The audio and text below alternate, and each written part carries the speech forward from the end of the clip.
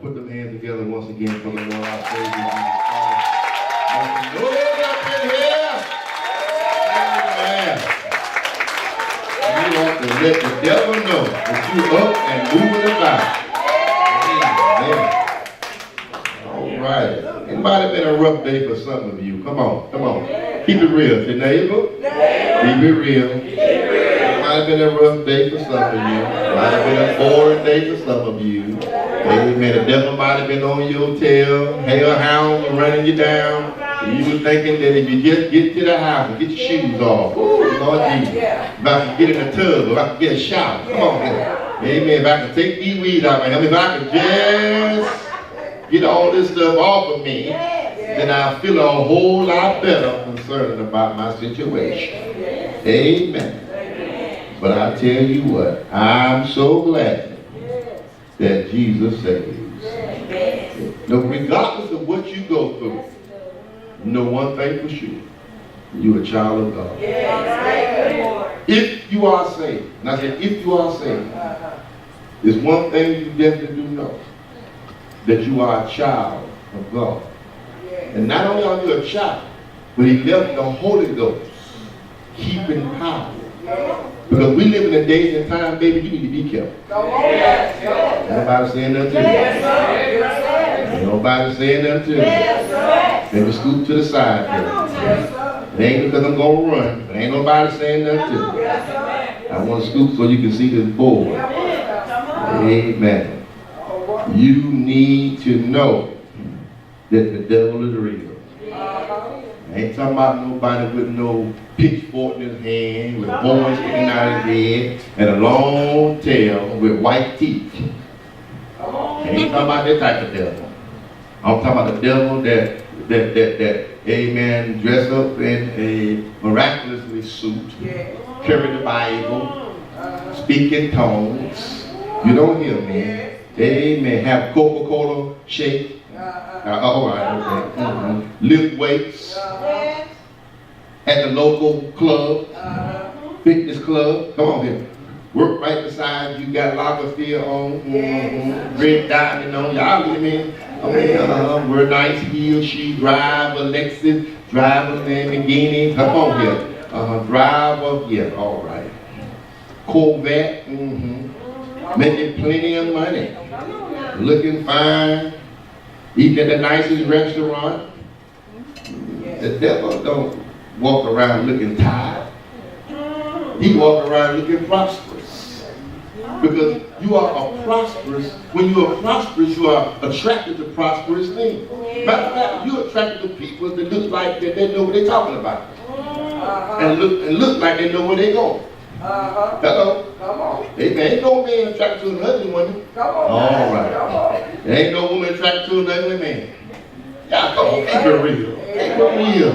It was something that got you your attention when you looked at them. Their smile, their brown eyes, the way they walk, the way they talk, keep it real.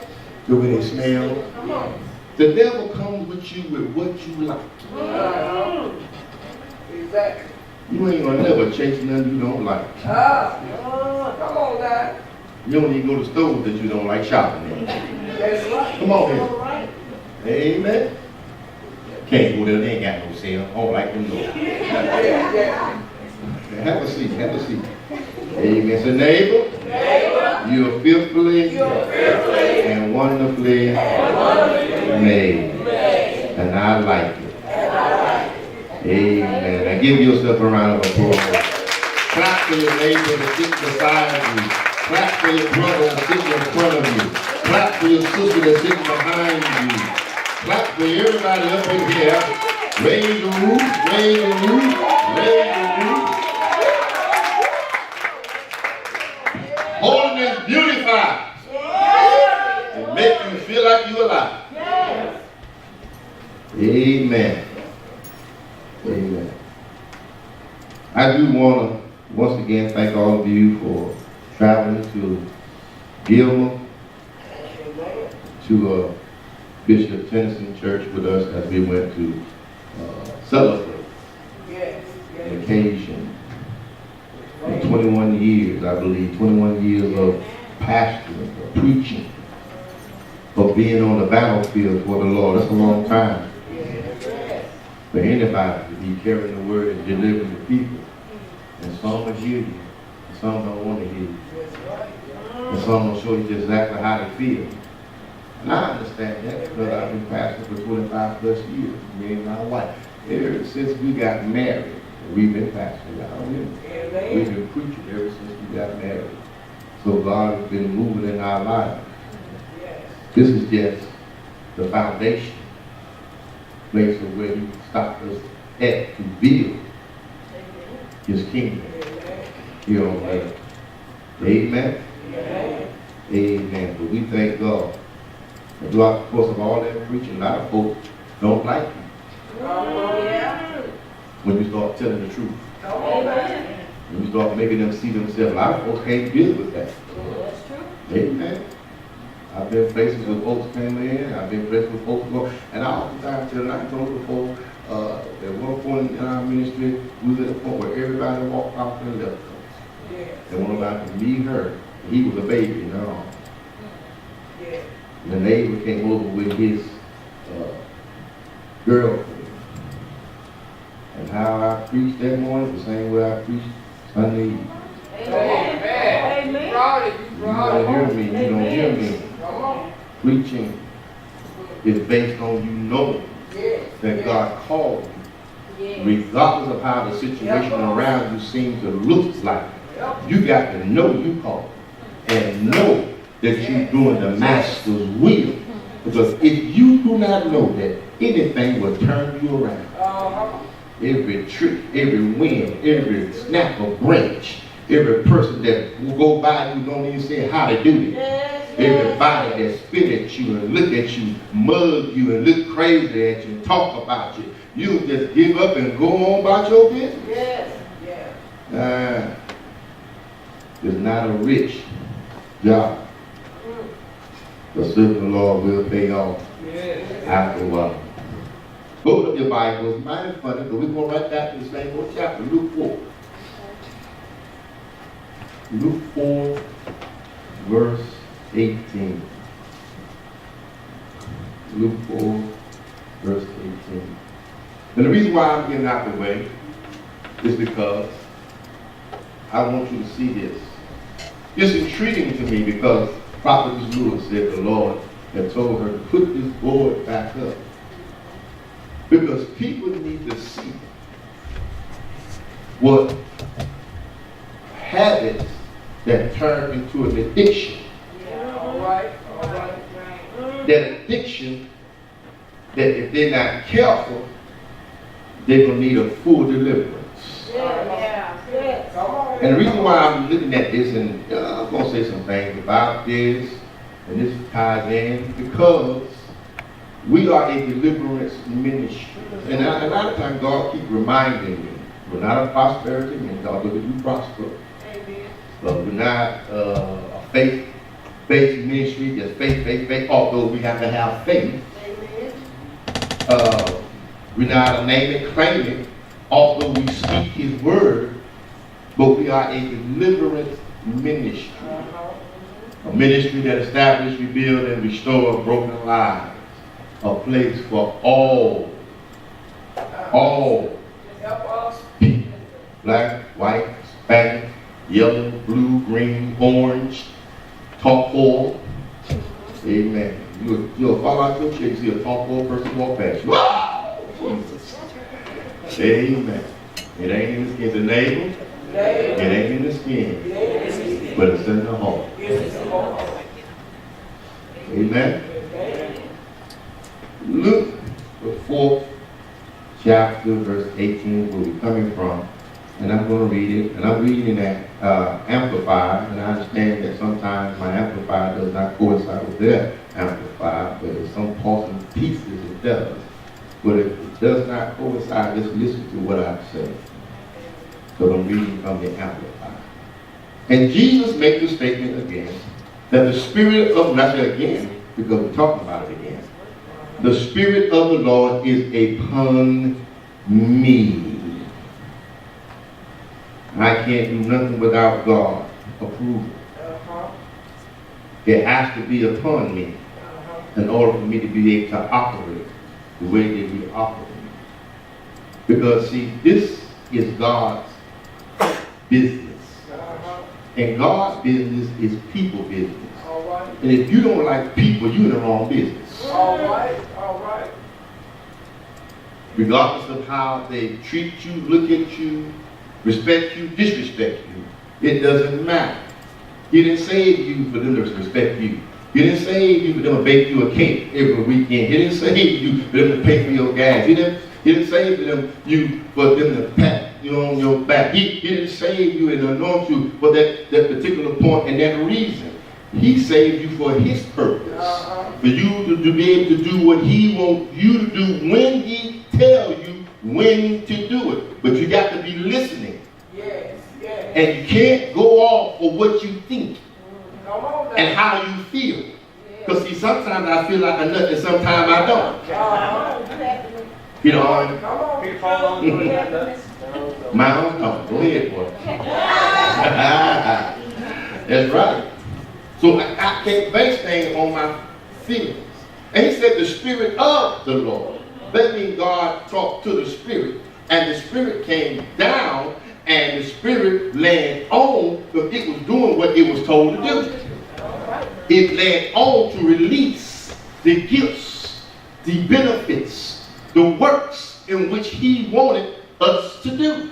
Jesus said the Spirit of the Lord is upon me. Even though he was God's son, he yet still had to go through the natural form of man to let us see that these things that will come upon us, amen, God will give. They have to start with me first, or you don't give me. So they have to start with me first. And I got to believe when you see it start with me first and land on me, then you know this is also can happen to you. So therefore, I want you to see how the Spirit going to move accordingly at the will of God. Because it had anointed me to authorize and set apart a person for a particular work or service, to preach the gospel, to preach the best gospel, good news, or proclaim good news. It is the saving work of God, the Son Jesus Christ, and a call to faith in him. To the poor he has sent me to heal, or restore, to make a patient better, the broken heart overcome by grief or despair, to preach deliverance, to set free, save, rescue from danger, to preach deliverance. So that lets me know that if the Lord didn't think we need to be delivered, why would he be preaching it? All right. We need to be rescued. Rescued from what? Addictions. Yes. Habits. Yes. Things that we once was in. Yes. Gave up. Yes. But found ourselves turning right around back to the same thing. Yes. Oh, y'all don't hear me. Yes. You don't hear what I'm talking about. Yes. Because as Prophet Lewis said, there are some things that some of us are yet still getting tripped up on because some gateways or doorways has been reopened again because you can't flirt with me and then don't expect for me to want more. Come on. You ain't gonna keep on making me feel, come on here. Yeah. And then you don't give it all to me. Oh, all right. Hey. But if you keep on flirting with me, then I'm going to demand more. Help us. Yes. That means I'm going to be calling you more. Yes. I'm going to be texting you more. But blowing up the Twitter page more. I'm going to be Marco Poloing you. Yeah. I'm going to be on your Facebook page more. Come on here. Yes. Everywhere you turn, you're going to see me. Because I want to remind you, you can't keep flirting with me. And then you can't commit yourself to me. So now, I'm looking to be delivered. There's one thing about us, the human body, the human man or woman. Even though you have issues, and going through some things, nobody knows, because you have a private sealed vault in your mind that won't allow people to see exactly how you really are. Yes. But the last time I looked in the Bible, he said, I know your thoughts. Yes. Help us. Are far. God is reading us. Yes. But it don't matter to us that he reading us. But what really matters to us is that if you could read me. Because if you can read me, I lose my credibility with you. Because I present myself one way with you, and I don't want you to see me in any other way. Yes. And if you see me in another way, then I got to back off Yes. and disappear Right. for a while. Until you don't remember what I once did. Or maybe how I spoke, or act, or look, or dress, or act. Then I'll repeal again. When I think your mind is clear. What's going on, sister? I ain't seen you in a minute. When we been here, where you been?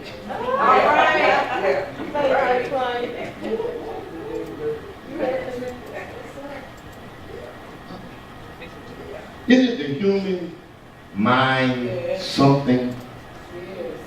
Yes. See, Jesus knew how men was. When he first came, he didn't allow them to grab him and pull him to make him something that he was not in their own eyes. That's why a lot of times he drawed himself from men.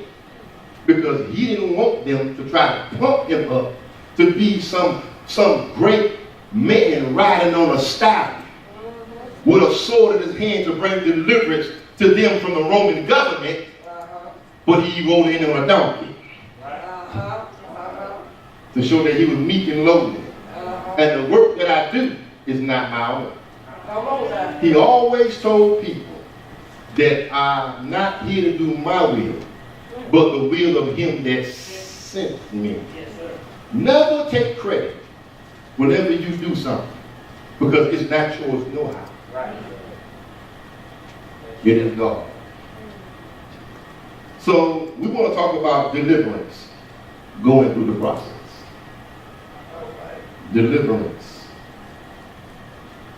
going through the process. And God keeps reminding me of what I am and what I do, because everyone is called for a particular thing. Remember what I preached Sunday evening? I am anointed for this. Yes. What are you anointed for? All right. What are you anointed for? In order for the process to begin within others,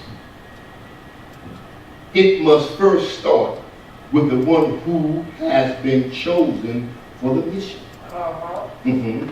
That will bring about deliverance. In other words, I can't get the beam and mote out your eye, and I got a beam and mote in my eyes. I can't tell you stop putting out dirty clothes on your laundry line that ain't clean when my white sheets is just as spotty as yours. I can't tell you to sweep off your porch with dust and dirt on it, and I got rocks and sand on mine. I can't tell you to clean up your car, and I look like I've been through a military. I can't tell you to get your house in order. You need to train your kids and make them be more obedient and act right when my kid is in mischief all over town. In other words, if I'm going to pass out the meal, I got to taste it first. How many of you cook in here? How many think you good cooks in here?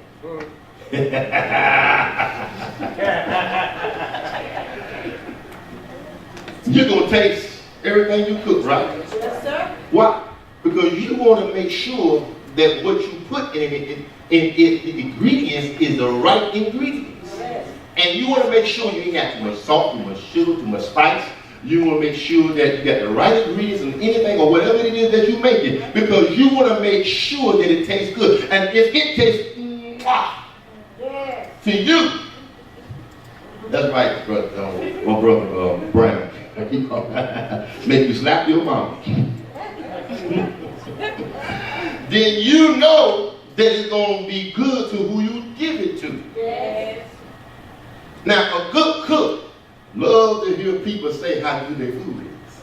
And that right there. They love people to fuss over their food. They want to give it to you while it's hot. Ain't that right, Prophet Lou? And they'll say, come get it now. My wife, when she cooked food, amen, she still do it now, but back in the day, when we had the kids at the house, and I come home off from work, and she cooked food, could always be hot. Ain't never went home and didn't have a hot meal. Never. She fried the chicken when I got there. Y'all don't hear me? If she fried chicken or pork chop or fish or whatever. Everything else she would start cooking in the morning time. When I leave. When I get back, it'd be simmering, ready to go. And then when I get home, she said, come eat now! Now! I said, wait till now!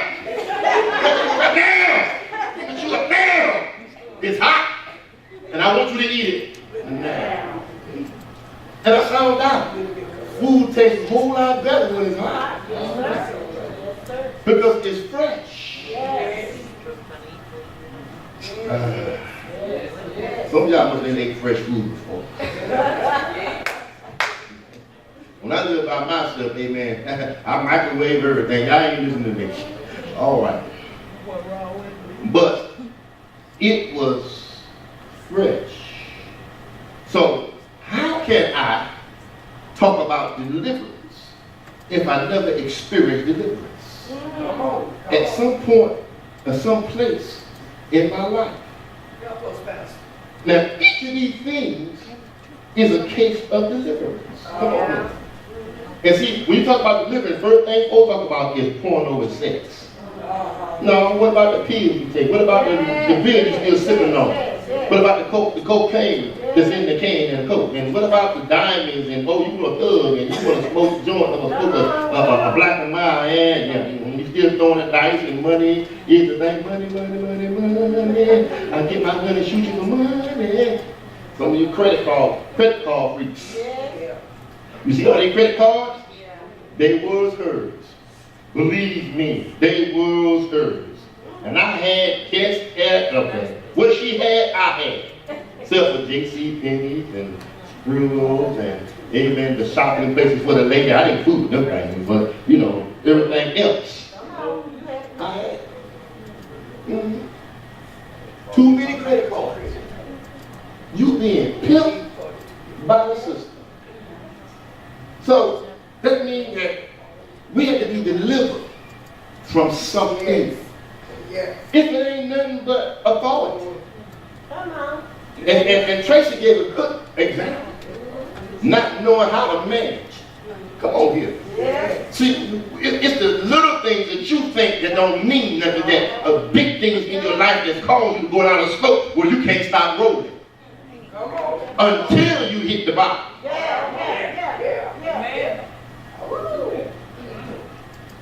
You can talk about eating food. Come on. Amen. A look down generation. Yeah. Always want to buy a car and they ain't got no driving license. That's why you keep calling folks to get a ride. And you ride them out and won't give them no money. And then they want to make you like cutting it. Then you stop calling them for a while. Because if you ain't crazy, you don't watch it, you be ending up on some pills. Folks will put you on pills. Because you want to run over them. All right. We need deliverance. Somebody saying that to me. I mean, I might make it comical, but I got your attention. See, that's the purpose of Bible study, Sunday school, morning worship. We live in days and times that you need to be able to get all you can get. God is Because people are dying. They're leaving you. Yeah. What about tomorrow? Will you lay your head down tonight? Yeah. Will you get up? And if you don't get up, how you going to leave your family? What shape you going to leave them in? What position? And then you leave them, the question is you ready to go? Amen. Because baby, when you wake up, when you open, because you going to open up your eyes. I guarantee you going to open up your eyes. Yes, sir. Because when you open up your eyes, you will be somewhere. Yes, sir. But the question is it where you want to be? All right. Amen. Deliverance. The state of being saved from something dangerous or unpleasant. The actions of being rescued or set free. Prayer for deliverance. Deliverance is not to be used merely to gain relief from problems, but in order to become more like Jesus through obedience to all God's requirements. Because when you talk about deliverance, you're talking about the things that's in you that's of the world. So if the things is in me that's of the world, then how close would that put me to Christ? How close would that put me to Christ? See, sometimes we don't examine ourselves like we should, because we get caught up in our feelings, and our emotions, and our flesh. Come on here. Because when we get caught up in those things, then we ain't thinking about the Lord. Or what it took for me to get from this to this. And I'm talking about on the front row. Come on now. Until I start giving and dabbing.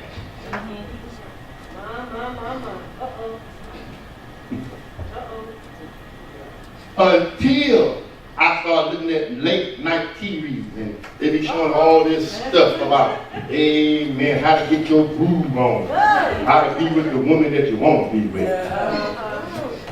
Come on, you having this? Until I start going to the boat. Now. And you nice and blackjack. You got to go there and put one on, baby. You go down there and play blackjack. Yes. Come on, you go down there and throw some dice. Hello here. Amen. On your way to the place, you stop off at the door, get you about 20 scratch-offs. Yes. Thinking you're going to get the $1 million lottery. And all you're doing is putting the pot for the $1 million lottery. Until I start getting off into stuff that ain't gonna be able to let me see the face of the people I go to church with. Oh, you said something. You know, have you ever been guilty? And you know you're guilty. But when you look at people and they look at you, and when they're looking at you, you feel even more guilty. Like they know what you're doing. Don't nobody know what you're doing, but you just guilty.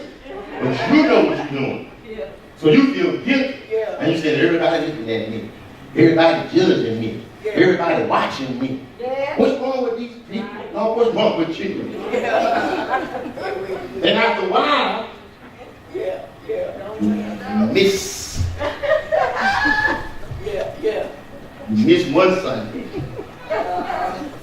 Go out the door. Get to your car. Ain't coming back no time soon. Then you miss Bible study. Take the time. I got to work. That's what you say to yourself. But that's an excuse to make you feel good. So therefore, you justify why you at the house. But you're there. I can look at Christian. You ain't nigga no Christian TV. You can always go to the red box and rent a new movie. So, and then a month later, you pop up in church. Don't go to the front. Don't go to the middle. Right back in the back. Good to see you, baby. I ain't seen you in a long time. How you been there? You rolled up so much. You been so tall. self-regulated and get started. You know, like a Model T trying to wind yourself up, crank it up so you can get going. Yes. And you need deliverance all the time. Yeah. But that's how people do it. Yes. In every church. There is no perfect church. Amen. And the reason why it's not perfect, because you got people that's in it. Amen. Yes. We all need deliverance Yes. at some point in time in our life. Stop fooling yourself. You ain't the best thing since Cocoa Puffs, Lay's potato chips, or a banana split. Who told you that? Examine yourself to see if you're still in the faith. Yes. Amen. Paul said, I die daily. Why? Because if I don't, the flesh will get advantage of me and I find myself back at the joint, the nightclub, the strip club, the crack house, the whole house, the mall, the boat, hanging with folks that you done cut loose. But you don't need no deliverance. You all right there. And representing the King of Kings, Lord of Lords.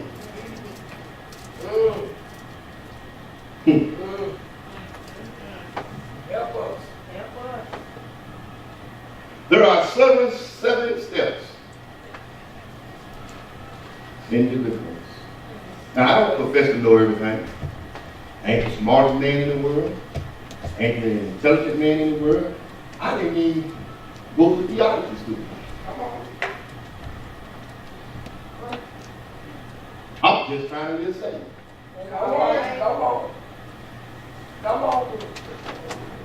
I'm just going through the process.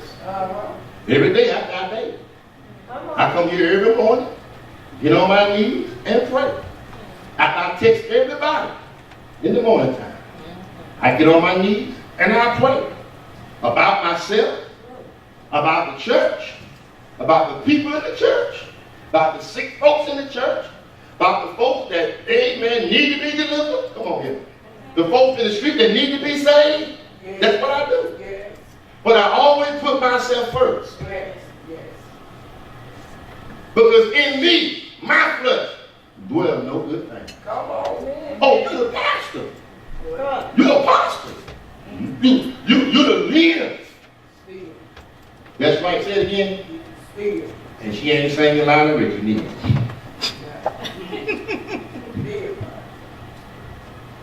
So if I got to work on me, Amen.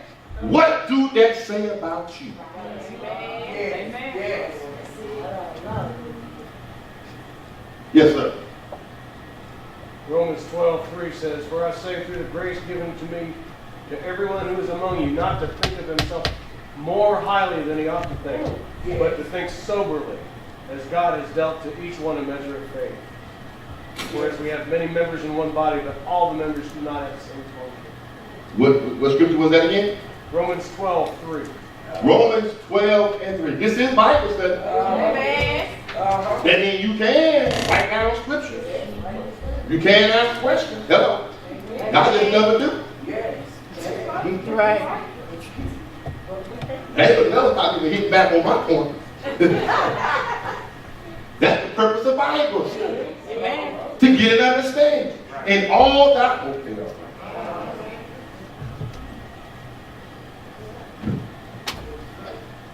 First of all, first one is you have to be honest with yourself.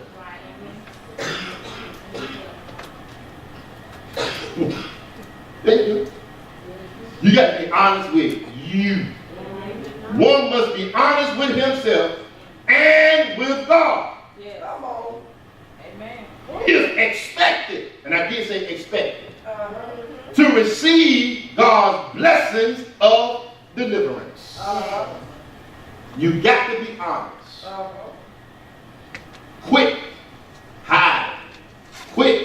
denying yourself or being in denial. Quit thinking that the pastor is talking about her. All these scriptures he's saying,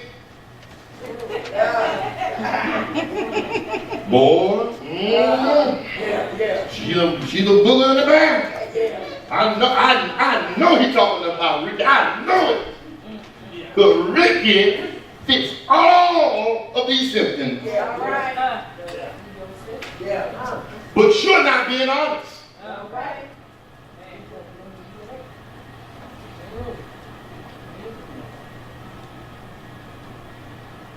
Lack of honesty keeps arrows of one life in darkness. Lack of honesty keeps arrows of one life in darkness. Yeah. You mean there's some hidden components, some hidden stuff inside of me that I refuse to acknowledge, that I push away and don't look at because it's not me? When you do that, demon spirit thrives on such darkness. Honesty helps bring them out into the light.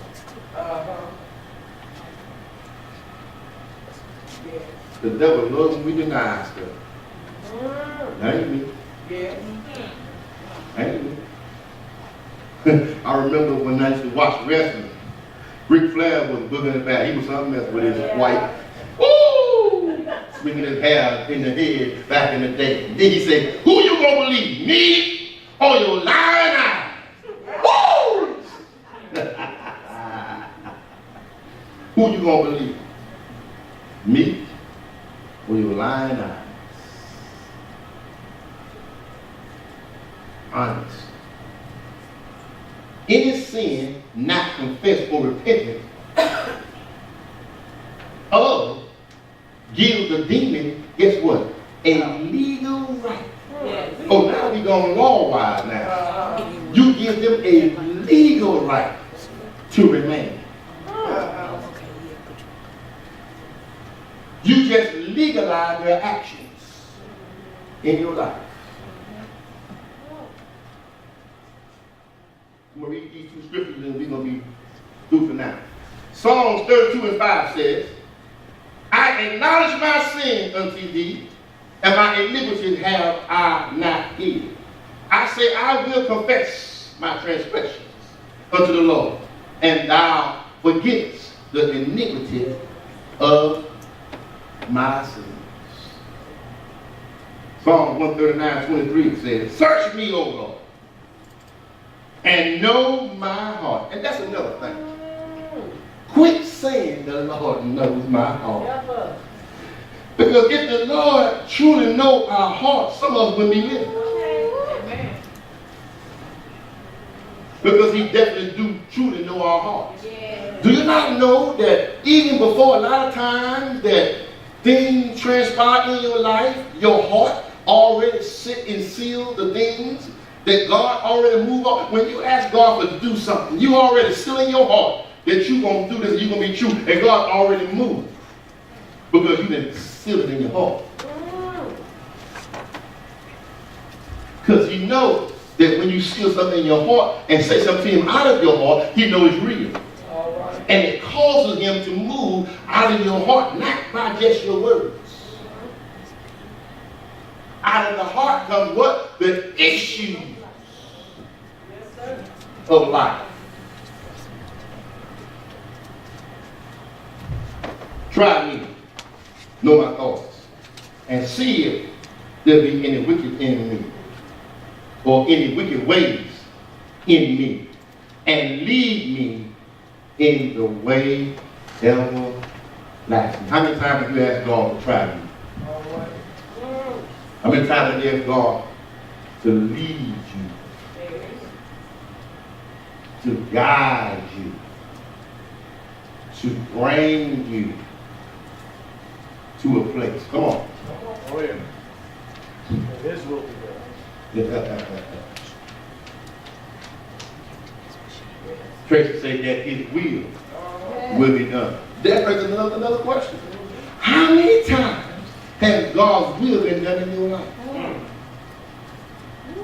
And why is it that we got to wait till we get to rock bottom? Right.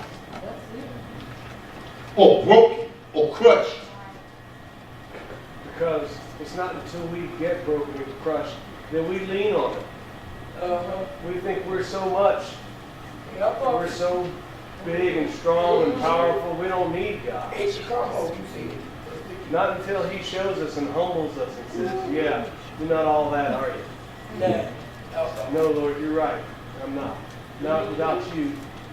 Yes. I need you, Lord. Be Lord of my life. Guide me where you want me to go. Yes. Your will be done, Lord, not mine. When you have been on your back, this is one of the saying, it's scared the hell out of you. And you say, I got to make this, I got to make this, I don't want to die. Come on. When you just on your back, and when I was walking, and my chest tightened up on me, don't nobody know, but I said humility, God. That's it. That's humility to me. Yes. It made me change. It Yes. made me change. It made me think about it. Come on. Come on. Yes, it will. So it is at the point of when I feel like I'm going to take my last breath or lose everything that I have, that I decide to make it at the end of my rope.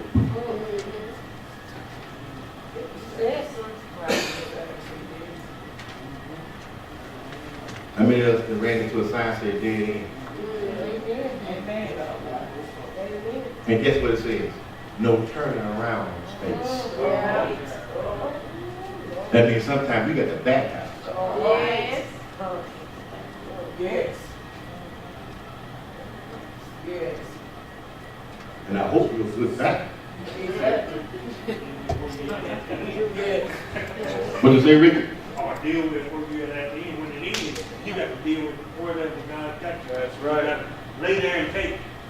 You're at the dead end. But how many of us willing to take that though? How many of us willing to go to that point? See, sometimes people don't want to deal with themselves or the issue. Right. Sometimes folks don't want to be hurt. Sometimes folks don't want the reality of the things that going on in their life to be revealed. Sometimes I just don't want to see how ugly I really am. Most of them created that dead Whoa, end. whoa, whoa, whoa, whoa, whoa. What you say? Most of us did what? Most of them created that dead end. Most of us created the dead end. Oh, so it's your mess. Right. Oh. And God will make us handle our mess at that dead end. Yes. Say what? Natural consequences. Yes. Yes. Yes. So, Amen. yes, it will. Life Yes, sir. has consequences. Yes. If you rob a store, you're going to get arrested and go to jail. Even if you don't get shot and killed first. Thank True. you. That is right. Another consequence. Yes, something. Yeah. If you have unprotected sex, young girls, Uh-huh. the consequence of 99.9% mean that you will be raped. Yeah. That's the consequence. Right. Brothers. Hello. Affairs. Come on here. Don't you think that God won't show you up? Yes, he did. You think you can't get pregnant, you can end up getting, okay, all right. In that affair, come on, that God will show you, oh, y'all don't hear me. You taking a risk and a chance in anything you do Yes. that's contrary of what you're supposed to be living. Because you got to be exposed openly. Because you've been hidden for a long time. And you don't want to heed to the calling of the warnings that's been given to you. That's why you're going to end up overdosing, being getting your stomach pumped out. Come on here. That's why all your credit cards on stage, you're going to be every credit card. Hello here. Yes. Goodness. Yes. All that gambling in the shack going to get a gun at your head. Come on. You're going to get shot. When they come pick you up, where was he shot at? At the shack. This is a picture come on TV and I'm going to end this. But we got plenty more to go. This is still a commercial come on TV. And they showed this man sitting down. And they asked the question, how do you want to be remembered?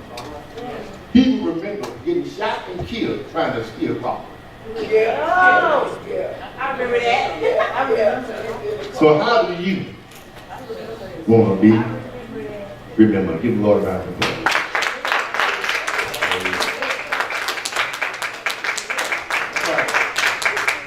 When we do, we start our journey. I hope that something might have been said to encourage you, inspire you, or to lift you and empower you.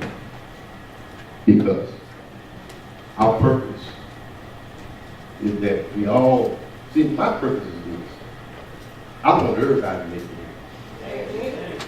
It'll be a sad thing, especially sad if I don't get there and I'm teaching and preaching. Supposed to be a leader. You're going to be held to a higher standard. That's right. Yes. Paul said, all of this stuff I do in preach, and then I myself become a pastor. Yes. But it even be even hurtful that all these folks sit up on the hill, Wednesday, Sunday, roll down the road and everything, and shout and get slain and everything else. And then at the end of us, they're walking around here. I don't see your face. Because you didn't make it. Why? It's your choice. It is your choice. Give the Lord a round of applause.